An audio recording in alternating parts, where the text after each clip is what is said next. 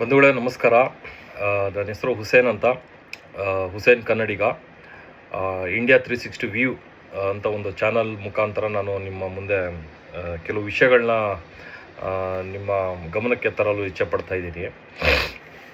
ಮುಖ್ಯವಾಗಿ ಏನಂದರೆ, ಇವತ್ತೊಂದು ಹೊಸ ನ್ಯೂಸನ್ನು ನಾನು ನ್ಯೂಸ್ ಪೇಪರಲ್ಲಿ ನೋಡಿದೆ, ಪ್ರಜಾವಾಣಿಯಲ್ಲಿ. ಅದರಲ್ಲಿ ಏನು ಹೇಳ್ತಾ ಇದ್ದಾರೆ ಅಂದರೆ, ಸೈಬರ್ ವಂಚಿತರಿಗೆ ಪರಿಹಾರ ಅಂತ ಹೇಳ್ತಿದ್ದಾರೆ. ಬಂಧುಗಳೇ, ಇದ್ರ ಮುಖಾಂತರ ನಾನು ಕೆಲವು ವಿಷಯಗಳನ್ನ ನಿಮಗೆ ಹೇಳೋಕ್ಕೆ ಇಷ್ಟಪಡ್ತಾ ಇದ್ದೀನಿ. ಸೈಬರ್ ವಂಚನೆ ಅಂದರೆ ಏನು? ಇವಾಗ OTPನ ಫೋನ್ ಮಾಡಿ ಫ್ರಾಡಾಗಿ ತೊಗೊಳ್ಳೋವಂಥದ್ದಾಗಲಿ, ಅಥವಾ ನಿಮ್ಗೆ ಯಾವುದಾದ್ರು ಒಂದು ಫೇಕ್ ಲಿಂಕ್ಗಳನ್ನ ಕನೆಕ್ಟ್ ಮಾಡಿ ನಿಮ್ಮ ಬ್ಯಾಂಕ್ಗೆ ಡೈರೆಕ್ಟಾಗಿ ರೂಟ್ ಆಗೋಂಗೆ ಕೆಲವು ಆ್ಯಪ್ಗಳೆಲ್ಲ ಮಾಡ್ಕೊಂಡಿದ್ದಾರೆ. ಸೊ ಅದೇ ಥರ ನಿಮ್ಮ ಪರ್ಸನಲ್ ಡೇಟಾನ ಕದ್ದಿ ಅದ್ರ ಮುಖಾಂತರ ಫ್ರಾಡಾಗಿ ಕೊರಿಯರ್ ಮುಖಾಂತರ OTPಗಳನ್ನ ಕೇಳೋದು, ಅಮೌಂಟ್ ಟ್ರಾನ್ಸ್ಫರ್ ಆಗೋಂಥದ್ದು, ಇದೆಲ್ಲ ತುಂಬ ಇತ್ತೀಚೆಗಿನ ಒಂದು ಹೊಸ ಟ್ರೆಂಡಲ್ಲಿ ಸುಮಾರು ಒಂದು 5 ವರ್ಷದಿಂದ ನೀವು ನೋಡ್ತಾ ಇದ್ದೀರಾ. ಲಾಸ್ಟ್ ಇಯರಿಂದ ಇದು ತುಂಬಾ ಒಂದು ಯಥೇಚ್ಛವಾಗಿ ಈ ಒಂದು ಫ್ರಾಡ್ ಏನೈತೆ ತುಂಬಾ ಒಂದು ದೊಡ್ಡ ಲೀಕೇಜ್ ಆಗಿ ನಮ್ಮ ಫೈನಾನ್ಷಿಯಲ್ ಅಸೆಟ್ಸ್ಗಳಿಗೆ ಇಶ್ಯೂಗಳು ತರ್ತಾ ಇದೆ. ಈ ಫ್ರಾಡ್ ಮಾಡೋರು ಮುಖ್ಯವಾಗಿ ಇವರು ಒಂದು 50ರಿಂದ 60 ವರ್ಷದಲ್ಲಿ ಯಾರು ಇರ್ತಾರೆ ಅವ್ರನ್ನ ಜಾಸ್ತಿ ಟಾರ್ಗೆಟ್ ಮಾಡ್ತಾ ಇದ್ದಾರೆ.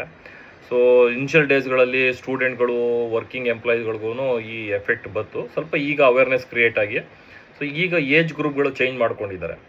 ಸೊ ಇದು ಕೆಲವು ಡೇಟಾ ನಾನು ನಿಮ್ಮ ಮುಂದೆ ಮಡಗ್ತೀನಿ, ನೋಡಿ ಯಾವ ಮಟ್ಟದಲ್ಲಿ ಈ ಒಂದು ಕ್ರೈಮು ಈ ಒಂದು ಕ್ರೈಮು ರೀಚ್ ಆಗೈತೆ.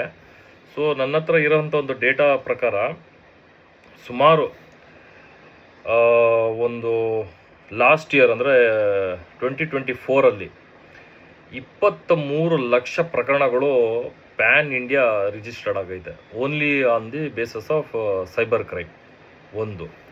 ಸೊ ಎರಡನೇದು, ಇನ್ನೊಂದು ಶಾಕಿಂಗ್ ವಿಷಯ ಏನಂದರೆ, ಕಳೆದ 5ರಿಂದ 6 ವರ್ಷದಲ್ಲಿ ಸುಮಾರು 50,000 ಕೋಟಿಗಿಂತ ಹೆಚ್ಚು ಮೋಸ ಮತ್ತು ಫ್ರಾಡಲ್ಲಿ ಈ ಹಣ, ಇಷ್ಟು ದೊಡ್ಡ ಮೊತ್ತದ ಹಣ ಪೋಲಾಗೈತೆ. ಸರಿನಾ?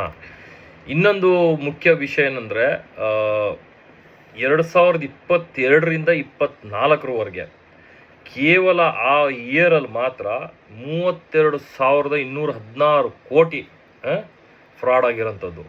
ಸೊ ನೀವು ಯೋಚನೆ ಮಾಡಿ ನೋಡಿ ಯಾವ ಮಟ್ಟದಲ್ಲಿ ಫ್ರಾಡ್ ಸೆಲ್ಸ್ಗಳು ಥ್ರೂಔಟ್ ವರ್ಲ್ಡಲ್ಲಿ ನಡೀತೈತೆ. ಅದರಲ್ಲೂ ಆ ಆಪ್ರೇಟರ್ಗಳು ಹೊರ ದೇಶದಲ್ಲಿ, ಬಾರ್ಡರ್ಗಳಿರೋಂಥ ದೇಶದಲ್ಲಿ ಕೂತ್ಕೊಂಡು ಹೇಗೆ ನಮ್ಮ ಹಣನ ಪೋಲ್ ಮಾಡ್ತಾ ಇದ್ದಾರೆ, ಹೇಗೆ ಜನಗಳ ಜೊತೆ ಒಂದು ದೊಡ್ಡ ಆಟ ಆಡ್ತಾ ಇದ್ದಾರೆ.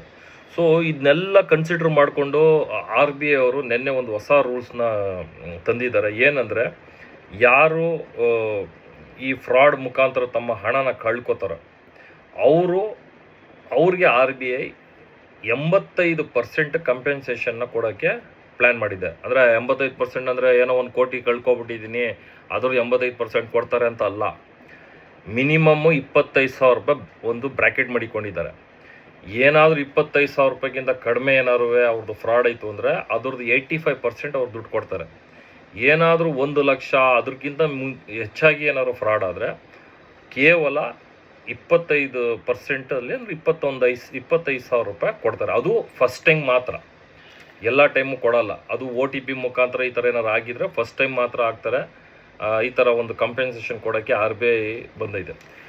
ಬಂಧುಗಳೇ ನೋಡಿ, ಇವೆಲ್ಲ ಗೈಡ್ಲೈನ್ ಎಲ್ಲ ಓಕೆ, ಸರಿನಾ?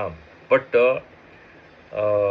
ನನ್ನ ಒಂದು ಒಪಿನಿಯನ್ ಏನಂದರೆ, ಸೈಬರ್ ಲಾನ ಕಂಪ್ಲೀಟಾಗಿ ಒಂದು ಸ್ಟ್ರೀಮ್ ಲೈನಲ್ಲಿ ತೊಗೊಬಂದು ಕಂಪ್ಲೀಟ್ ಒಂದು ಫ್ರೇಮ್ ವರ್ಕ್ ಮಾಡೋದು ತುಂಬ ಅವಶ್ಯಕತೆ ಆಗಿದೆ. ಯಾಕೆಂದರೆ ಇವಾಗ AI ತಂತ್ರಜ್ಞಾನಗಳು ಉಂಟು. ಸೊ ಅದರಲ್ಲಿ ಅನೇಕ ರೀತಿಯಾದಂತಹ ಫ್ರಾಡ್ಗಳು, ಡೀಟೇಲ್ಸ್ಗಳು, AI, ChatGPT ಇದರಲ್ಲೆಲ್ಲ ಸುಮಾರು ಏನೇನೋ ಬರ್ತಾಯಿದೆ.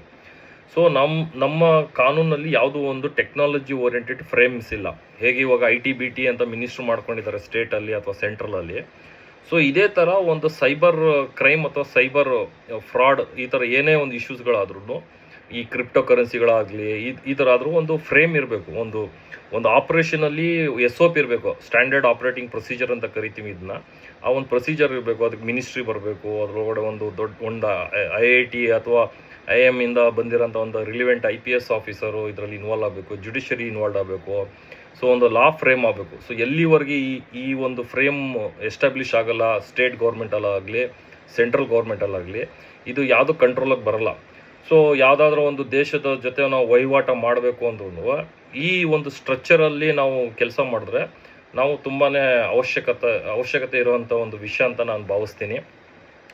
ಸೊ ಬಂಧುಗಳೇ, ಇದು ನನ್ನ ಒಂದು ಸಣ್ಣ ಒಂದು ಇನ್ಫಾರ್ಮೇಷನ್ ನಿಮ್ಮ ಜೊತೆ ನಾನು ಶೇರ್ ಮಾಡಿದ್ದೀನಿ. ಮುಂದಿನ ದಿನಗಳಲ್ಲಿ ನಾನು ನಂದು ಒಂದು ಓನಾಗಿ ನಮ್ಮದು ಒಂದು ಟ್ರಸ್ಟ್ ಐತೆ, doctor APJ Abdul Kalam education welfare and charitable trust ಅಂತ. ಸುಮಾರು 2016ರಲ್ಲಿ ಇದನ್ನ ನಾವು ಎಸ್ಟಾಬ್ಲಿಷ್ ಮಾಡಿದ್ವಿ. ಪ್ರತಿ ವರ್ಷ 2ರಿಂದ 4 ಕಾರ್ಯಕ್ರಮಗಳು ಕೊಟ್ಕೊಂಡು ಬರ್ತಾಯಿದ್ವಿ. ಸೊ ಈಗ ಸ್ವಲ್ಪ ಟೆಕ್ನಾಲಜಿ ಓರಿಯೆಂಟೆಡ್ ಆಗಿರೋದ್ರಿಂದ ನಾವು ಸ್ವಲ್ಪ ನಮ್ಮ ಕೆಲಸಗಳಲ್ಲಿ ಬ್ಯುಸಿಯಾಗಿರೋದ್ರಿಂದ ಯಾವುದೇ ಒಂದು ಚಟುವಟಿಕೆಗಳು ಮಾಡೋಕ್ಕಾಗ್ತಾ ಇರಲಿಲ್ಲ. ಸೊ ಮುಂದಿನ ದಿನಗಳಲ್ಲಿ ಈ ವಿಡಿಯೋ ಮುಖಾಂತರ ಸುಮಾರು ಎಜುಕೇಷನ್ ರಿಲಿವೆಂಟು, ಪಾಲಿಟಿಕ್ಸ್ ರಿಲಿವೆಂಟು, ಒಂದು ಅವೇರ್ನೆಸ್ ರಿಲಿವೆಂಟು, ಸೋಷಿಯಲ್ ನೀಡ್ಸು, ಇಶ್ಯೂಸ್ಗಳ ಮೇಲೆ ನಾವು ಮಾತಾಡೋಕ್ಕೆ ಇಚ್ಛಪಡ್ತೀವಿ. ಆಮೇಲೆ ಕೆಲವ್ರನ್ನ ನಾವು ಹೊಸದಾಗಿ ಪರಿಚಯನೂ ಮಾಡಿಕೊಡ್ತೀವಿ. ಸೊ ನಮ್ಮ ಈ ಚಾನಲ್ನ ನೀವು ಸಬ್ಸ್ಕ್ರೈಬ್ ಮಾಡಿ ನಮ್ಮನ್ನು ಬೆಳೆಸಿ ಅಂತ ನಾವು ನಿಮ್ಮನ್ನು ಕೇಳ್ಕೊತಾ ಇದ್ದೀವಿ. ನಾನು ಅಪ್ಪಟ ಕನ್ನಡಿಗ, ಸರಿನಾ? ಹಾಗಾಗಿ ನಾನು ಬ್ರ್ಯಾಕೆಟಲ್ಲಿ ಹುಸೇನ್ ಕನ್ನಡಿಗ ಅಂತಲೇ ನಾನು ಬರ್ಕೊಂಡಿದ್ದೀನಿ. ಸೊ ತುಂಬಾ ಇಂಟ್ರೆಸ್ಟಿಂಗ್ ವಿಷಯಗಳನ್ನ ಮುಂದೆ ತರ್ತೀನಿ. ಮತ್ತು ನನ್ನ ಕನ್ನಡ ಹೇಗೈತೆ ಅನ್ನೋದನ್ನ ನೀವು ಸ್ವಲ್ಪ ತಿಳಿಸ್ಕೊಡಿ.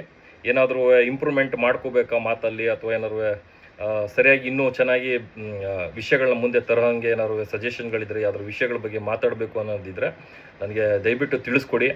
ನಿಮ್ಮ ಮಾರ್ಗದರ್ಶನ ನನಗೆ ದಾರಿದೀಪ ಆಗುತ್ತೆ. So Jai Hind, Jai Karnataka. Thank you.